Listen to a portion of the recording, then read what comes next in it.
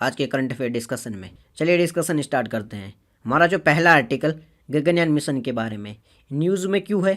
अभी प्रधानमंत्री मोदी जी ने 4 आईएएफ के पायलट का नाम as a Gaganyaan crew member announce किया है।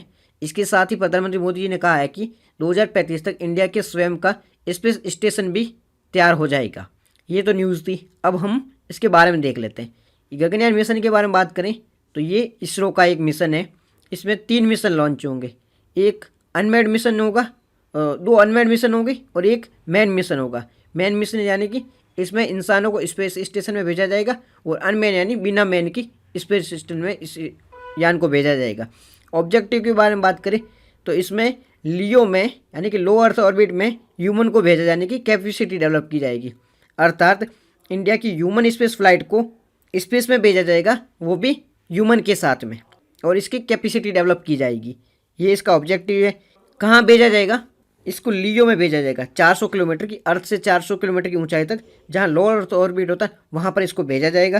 पहले तो GSLV मार्क 3 इसे लॉन्च किया जाएगा, फिर 16 मिनट में ये लियो में चला जाएगा, फिर थोड़ा ऊपर जाके घूमेगा, फिर कुछ टाइम के बाद में ये 3 दिन बाद में ये वापस आ जाएगा। ये पूरा इसका पथ होगा, कैसे जाएगा, क्या रुकेगा, तो 3 दिन वहाँ पर रुकेगा। कॉस्ट के बारे में बात करें तो इसमें 10,000 करोड़ की कॉस्ट आई है, मतलब लागत आई है।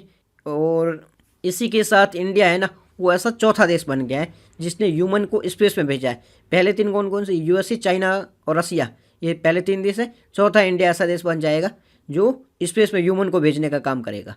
और ये पहले तो 2022 में, पहले 2020 में लॉन्च होना था, फिर 2022 में तो कोविड की वजह से आगे बढ़ता रहा। अब 2024 के एंड में या 25 में इसे फाइनली स्पेस में भेजा जाएगा। ठीक है। ये जो 4 मेंबर हैं इनकी ट्रेनिंग रसिया में हुई थी, बाद में इसरो में भी इनकी ट्रेनिंग होगी। बिकॉज ये है ना, स्पेस में जाएंगे तो वहाँ पर पूरा वातावरण अलग होता है, तो उनके अकॉर्डिंग इनको पहले तैयार किया जाना जरूरी था।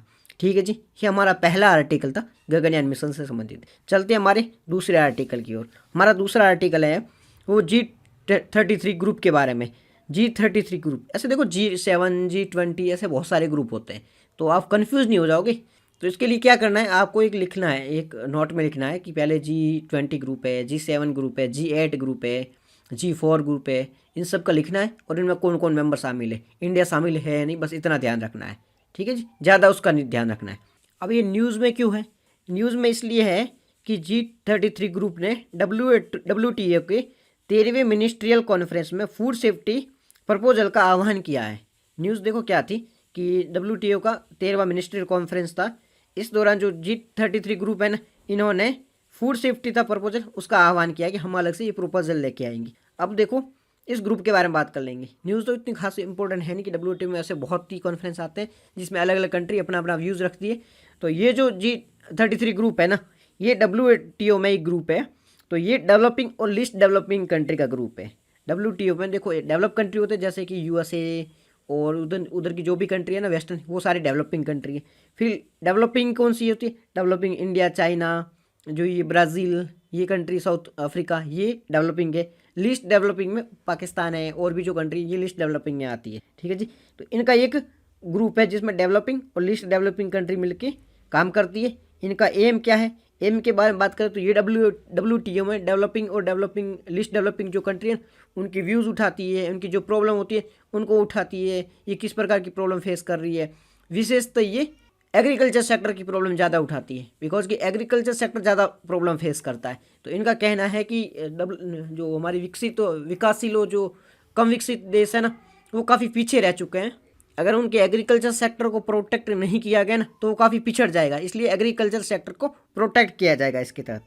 इसमें मेंबर कितने हैं? इसमें मेंबर 47 है। तो इसे G33 क्यों कहा जाता है? मेंबर होने से सेम G33 का नाम ऐसे नहीं होता है, नाम उस टाइम में मेंबर कितने थे उस अकॉर्डिंग नाम रखा जाता है, बाद में मेंबर तो बढ़ते रहते हैं। तो इसके मेंबर 47 है, बट इसे G33 ग्रुप कहा जाता है। India, China, Pakistan, south Korea including इसके मेंबर है। ध्यान रखना, इंडिया, चाइना, पाकिस्तान तीनों, साउथ अफ्रीका तो चारों। आप सोचोगे साउथ अफ्रीका तो डेवलप है, चाइना डेवलप है, उनको क्यों रखा है? तो वो भी इसका पार्ट है, पहले ज्वाइन हुए थे, अभी छोड़ा नहीं इनको।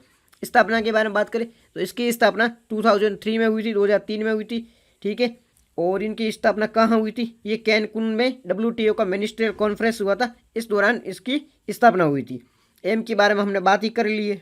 तो ये हमारा आर्टिकल था G33 ग्रुप के बारे में। चलते हैं हमारी नेक्स्ट आर्टिकल की ओर। नेक्स्ट जो आर्टिकल है वो है ग्रांट दी जानी चाहिए permission commission to women supreme court का। न्यूज़ में क्यों, देखो आर्टिकल आपको ऐसे समझ नहीं आएगा। न्यूज़ में ये सुप्रीम कोर्ट ने केंद्र सरकार से कहा है कि विमेन के लिए जो शॉर्ट सर्विस कमीशन ऑफिस है ना, उसको परमानेंट कमीशन घोषित करना चाहिए। थोड़ा इसके बारे में विचार करो। देखो क्या होता है, पहले आप इसको समझ लो तो आपको ये न्यूज़ समझ में आ जाएगी। एक होता है परमानेंट कमीशन होता है, एक होता है short service commission. Permanent service commission में क्या होता है, इसमें जो आप काम करते हो, ऐसे आर्मी में जाके काम करते हो तो आपको परमानेंट काम करना होता है। जैसे आप जब ज्वाइन किए तब से लेकर रिटायरमेंट की एज तक आप काम करोगे, आपको पेंशन मिलेगी, आपको हायर रैंक मिलेगी, आपको रिटायरमेंट बेनिफिट मिलेंगे, लॉन्ग टर्म जॉब होती है, ठीक है, उसमें आपकी जो प्रमोशन होता है वो भी होता है, ये सारा होता है। शॉर्ट सर्विस कमीशन में क्या होता है, ये भी एक आर्म फोर्स में ही होती है, रैंक होती है, बट इसमें क्या होता है आपको कुछ टाइम के लिए, जैसे यूजुअली 10 से 14 साल के लिए होता है। इसमें आपको पेंशन नहीं मिलती, बिकॉज कि आप फुल टाइम काम करते नहीं हो तो पेंशन नहीं मिलती। रिटायरमेंट जो बेनिफिट होते हैं ना वो नहीं मिलते हैं आपको। हायर रैंक तक जाने का मौका नहीं मिलता है, ठीक है। आफ्टर जॉब भी बेनिफिट नहीं मिलते हैं। अब दोनों है तो आर्म फोर्स में, ठीक है, बट अब इसमें डिफरेंट क्या है, मोस्ट ऑफ ये इंडियन कोस्ट गार्ड में होता है, बाकी जितनी भी आर्म फोर्स है उनमें भी अलग से होता है। ये जो शॉर्ट सर्विस कमीशन होता है ये विमेन के लिए होता है ना, महिलाओं के लिए होता है। अब सुप्रीम कोर्ट का कहना है कि महिलाएं हैं ना, अगर उनको आप शॉर्ट सर्विस कमीशन में रखोगे, उनको परमानेंट कमीशन नहीं दोगे तो वो एक इक्वलिटी के खिलाफ है।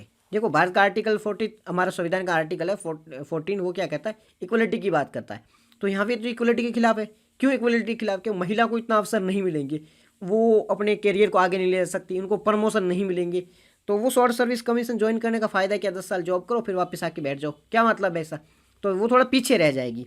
तो सुप्रीम कोर्ट का साफ साफ कहना है कि इनको भी अगर दे सकते हो तो परमानेंट कमीशन दो, ताकि ये भी आगे जा सके, इनके भी अवसर हो। देखो क्या क्या बेनिफिट हो सकते हैं अगर इनको परमानेंट कमीशन में ज्वाइन करवा दिया जाता है। तो एक तो इक्वलिटी है, वो हमारा जो आर्टिकल है वो प्रोटेक्ट हो जाएगा, ठीक है। रिटायरमेंट के बाद में इनको बेनिफिट मिलेंगे, साथ ही साथ में इनकी जॉब की स्टेबिलिटी होगी, एडवांस अपॉर्चुनिटी मिलेंगी इनको, आप आगे आगे प्रमोशन होंगी तो ऊपर हायर रैंक तक जाने का मौका मिलेगा, ठीक है जी। तो बहुत ही ज़्यादा बेनिफिट हो सकते हैं। तो ये तो था, हमने देखा शॉर्ट कमीशन के बारे में और परमानेंट कमीशन के बारे में। अब हम एक बार इंडियन कोस्ट गार्ड के बारे में देख लेते हैं, क्यों अभी ये जो आर्टिकल था ना ये कोस्ट गार्ड से संबंधित, तो वहाँ पर शॉर्ट सर्विस कमीशन के बारे में बात हो रही है। तो इंडियन कोस्ट गार्ड है ना, वो मैरीटाइम डोमेन में इंडिया के डिफेंस का काम करता है, मैं इंडिया की रक्षा करता है, वो भी मैरीटाइम डोमेन में। ये कौन सी मिनिस्ट्री के अंतर्गत आता है, ये मिनिस्ट्री के अंतर्गत आता है, डिफेंस मिनिस्ट्री के अंतर्गत आता है, ठीक है जी। इसकी स्थापना 1978 1978 में इसकी स्थापना हुई थी। डिफेंस मिनिस्ट्री के अंतर्गत आता है, मैरीटाइम डोमेन में इंडिया की सेफ्टी या सिक्योरिटी का जिम्मा संभालती है, यानी सिक्योरिटी प्रोवाइड करने का काम करती है। तो ये हमने पूरा आर्टिकल देख लिया, शॉर्ट सर्विस कमीशन से संबंधित जो सुप्रीम कोर्ट का डिसीजन था उसके बारे में देख लिया। चलते हमारे नेक्स्ट आर्टिकल की ओर। हमारा जो नेक्स्ट आर्टिकल है वो अमोनिया कंट्रोल प्रोजेक्ट के बारे में, अमोनिया कंट्रोल प्रोजेक्ट के बारे में। न्यूज़ में क्यों है, सिंपल सी न्यूज़ है कि उत्कर्ष मिशन के तहत एडोलसेंट गर्ल में अनीमिया को कम करने के लिए एक मिशन है, उसे लॉन्च किया जा रहा है या MOU साइन किया जा रहा है। क्या मिशन है, एक उत्कर्ष मिशन है, ठीक है जी। उसके तहत एडोलसेंट जो गर्ल होती है ना, उसमें अनीमिया की प्रॉब्लम काफ़ी सीवियर देखी जाती है, उन्हें कम करने के लिए, कम भी कैसे, आयुर्वेदा के थ्रू। तो इसके लिए एक MOU साइन किया गया है। तो ये तो थी न्यूज़। अब देखो इस स्कीम के बारे में पहले देख लेते हैं। इसमें क्या एम होगा, आयुर्वेदा से एडोलसेंट गर्ल में एनीमिया है उसे प्रिवेंट करना है, ये इसकी एम है।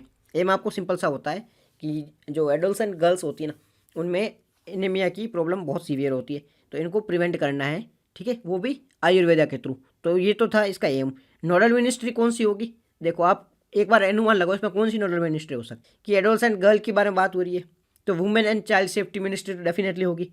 फिर इसमें आयुर्वेदा के बारे में बात हो रही तो आयुष मिनिस्ट्री भी होगी। तो women and child ministry and Ayush ministry है वो इसके लिए नोडल मिनिस्ट्री का काम करेगी, ठीक है जी।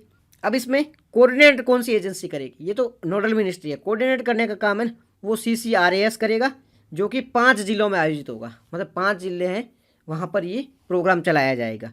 इसमें क्या होगा, असेसमेंट किया जाएगा, ठीक है, एवोल्यूशन किया जाएगा। और ये असेसमेंट और एवोल्यूशन करेगा कौन, ये एम्स है और भी बड़े बड़े जो भी संस्थाएं होती उनके द्वारा असेसमेंट और एवोल्यूशन किए जाएंगे, ताकि पता चले ये काम कर रहा है कि नहीं कर रहा है, इन सब के बारे में देखा जाए। 5 जिलों में ये पायलट प्रोजेक्ट के तहत होगा। इसमें जो 14 और 18 साल की जो गर्ल्स है ना, उनमें ये प्रोजेक्ट चलाए जाएंगे ताकि उनको ठीक किया जा सकते हैं, उनके लिए काम किया जाएगा। और ये जो प्रोग्राम होगा ये 1 साल के लिए चला जाएगा और इसमें जो मेडिसिन दी जाएगी वो most of Ayurvedic he medicine होगी और उनका परिणाम देखा जाएगा कि असर हो रहा है कि नहीं हो रहा है। अब जब हमने देखा मिशन उत्कर्ष, हमें वो तो समझ आ जाएगा जिसके लिए अभी MOU साइन किया गया। बस मिशन उत्कर्ष क्या है? मिशन उत्कर्ष है ना, इसको 2022 में 2022 में लॉन्च किया गया था। इसमें क्या होता है, जो कुछ जिले होते हैं ना वो बहुत ही ज़्यादा पिछड़े हुए होते हैं, जिसे एस्पिरेशनल डिस्ट्रिक्ट कहा जाता है। वो काफ़ी पिछड़े हुए होते हैं, वहाँ पर बीमारी भी बहुत ज़्यादा होती है, डिजीज़ वगैरह होते हैं ना, उनके केसेस बहुत ज़्यादा आते हैं। ठीक है जी। अब जो एस्पिरेशनल डिस्ट्रिक्ट है वैसे तो उन पर फोकस किया नहीं जाएगा, तो उनके लिए अलग से मिशन ही लॉन्च किया कर दिया, मिशन उत्कर्ष। तो जो भी पिछड़े हुए जिले हैं ना उनमें रैपिड इंप्रूवमेंट ले आना, मतलब तुरंत त्वरित रूप से इंप्रूवमेंट लाना, और उसके लिए ये काम करेगा। ये जो कवरेज होगा ना वो 10 राज्यों में दिया जाएगा, 10 जिलों में, 10 राज्यों के 10 जिलों में ऐसा काम किया जाएगा। उनमें आइडेंटिफाई किए जाएंगे कि ये जो डिस्ट्रिक्ट है वो काफ़ी पिछड़े हुए हैं, जिसके लिए टर्म यूज़ किया जाता है एस्पिरेशनल डिस्ट्रिक्ट, और ऐसे जिलों को चूज किया जाएगा और उनके लिए काम किया जाएगा। तो ये मिशन उत्कर्ष के बारे में था।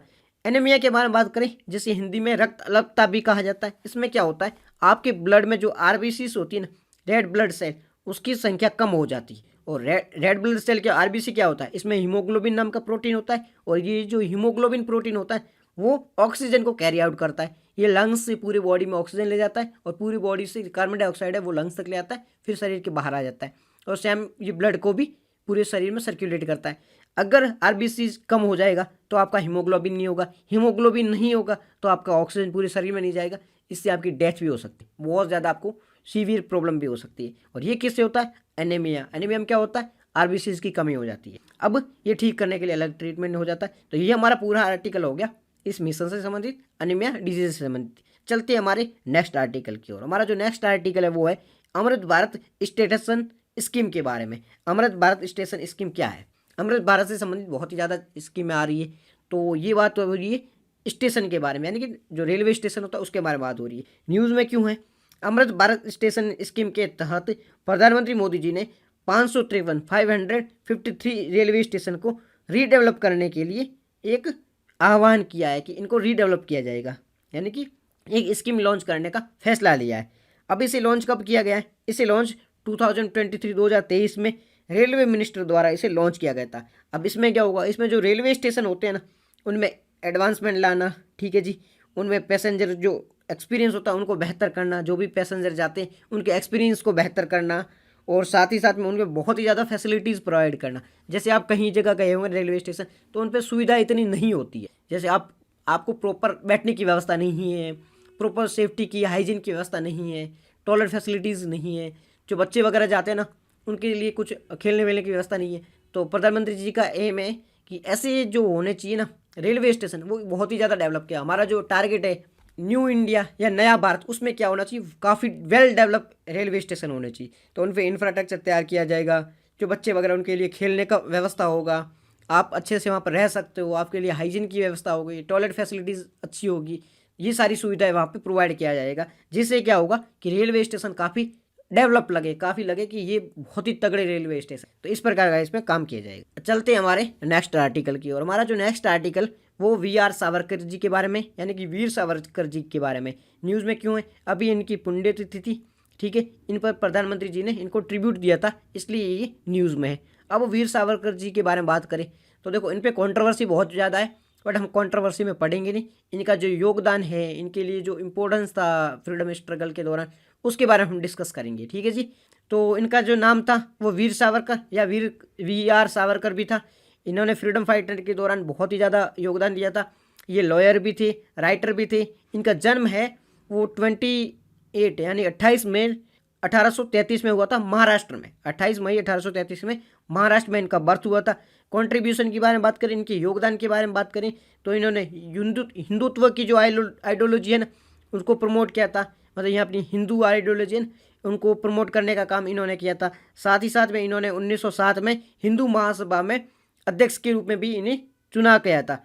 और इनके जो लिटरेरी यानी साहित्य वर्क की बारे में बात करें तो इन्होंने एक बुक लिखी थी जिसका नाम था the Indian war of independence. जो 1857 की क्रांति हुई थी उसमें सबके अलग अलग ओपिनियन थे। कोई बोलता था कि ये पहली म्यूटनी थी, कोई बोलता है ये किसान आंदोलन था, कोई बोलता था हिंदू मुस्लिम आंदोलन था, सब अलग अलग तरीके से बोलता है। तो इन्होंने एक बुक लिखी थी अपनी, the Indian war of independence. इसमें इन्होंने कहा था कि ये स्वतंत्र भारत की, मतलब भारत की पहली क्रांति थी जो स्वतंत्रता के लिए लड़ी गई थी।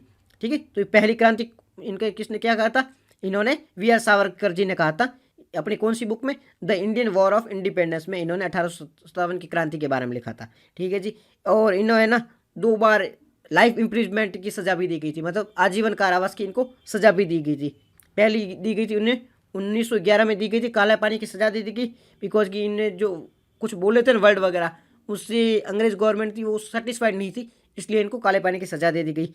और इसी दौरान काला हुई थी वो जो कंट्रोवर्सी होती है ना कि ये माफ़ी मांग के बाहर आए थे, वो कंट्रोवर्सी यही थी। तो उसके अलग अलग रीजन हो सकते हैं, हम उस पर नहीं पढ़ेंगे। ठीक है जी। फिर इनको 1924 में रिलीज़ कर दिया गया था, और रिलीज होते ही इन्होंने रत्नागिरी हिंदू सभा है ना उसमें महत्वपूर्ण रोल अदा किया था। 1966 में इनका देहांत हो गया था।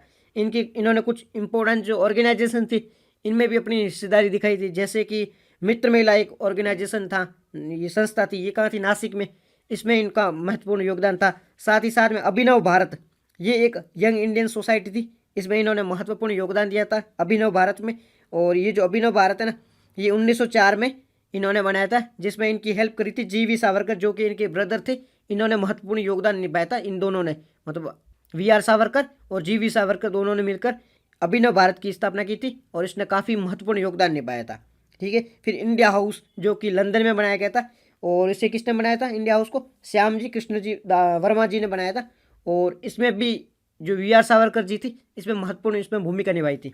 ये कब बनाया गया था, ये 1905 में बनाया गया था। तो क्या आपको ये सारी जो संस्थाएं वगैरह होगी याद रखना पड़ेगा? जी हाँ, आप जब मॉडर्न हिस्ट्री पढ़ोगे, ठीक है, तो आपको ये सारी चीज़ें याद रखनी पड़ेगी, वो भी टर्मिनोलॉजी यूज़ करके।